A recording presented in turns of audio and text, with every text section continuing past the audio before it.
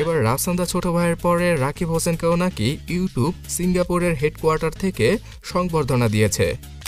Guys, এই কয়দিন ধরে আপনারা সোশ্যাল মিডিয়াতে দেখেছেন যে রাফসান দা ছোট ভাইকে 2 লক্ষ সাবস্ক্রাইবার অর্জন করার কারণে ইউটিউব তাদের নিজস্ব কাস্টম একটা গিফট পাঠিয়েছিল, যেটা কিনা একটা ব্লুটুথ স্পিকার ছিল, বাট সেটা দেখতে আসলেই অসাধারণ। বিকজ এইরকম কাস্টম মেড ডিভাইসগুলো ইউটিউব বিভিন্ন দেশের সবচেয়ে জনপ্রিয় ক্রিয়েটরদের দিয়ে থাকে। তো এই গিফট পাওয়ার পরে রাফসান দা ছোট ভাই সহ তার ফ্যান্স কমিউনিটি খুবই খুশি ছিল। বাট অন্যদিকে রাকিব হাসানের ফ্যান কমিউনিটি ইউটিউবকে গালাগালি করছিল, বিকজ রাকিব হোসেন বর্তমানে কাগজে কলমে বাংলাদেশের 1 নাম্বার ইউটিউবার। তার 12 মিলিয়নেরও বেশি ফলোয়ার্স অথবা সাবস্ক্রাইবার হয়ে গেছে।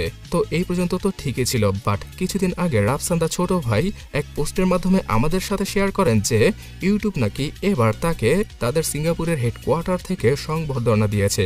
আর এই ইমেজটা দেখে সকল বাঙালিও খুশি হয়েছিল, বিকজ বাংলাদেশের ফ্ল্যাগটা আন্তর্জাতিকভাবে একজন বাঙালি জাগিয়ে তুলেছেন। সো এখানে যদি নাখুশ থাকে তাহলে সেটা ছিল রাকিব হাসানের ফ্যান বয়গুলো, বিকজ তারা বলছিল ইউটিউবের অবশ্যই উচিত রাকিব হোসেনকে প্রমোট করা বাংলাদেশের জন্য।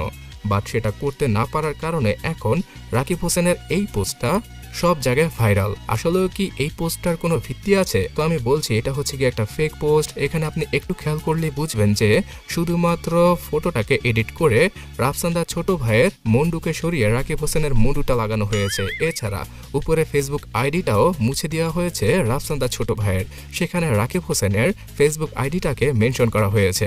সো রাকিব হোসেনের ফ্যানদেরকে খুশি করার জন্যই হয়তো তার এক ফ্যানই এই কাজটি করেছে। বাট যাই হোক, রাকিব হোসেন কিন্তু এখনো ইন্টারন্যাশনাল ভাবে বাংলাদেশকে প্রমোট করতে পারছেন না, আর ইউটিউবও তাকে অতটাও প্রমোট করছে না বাংলাদেশ থেকে।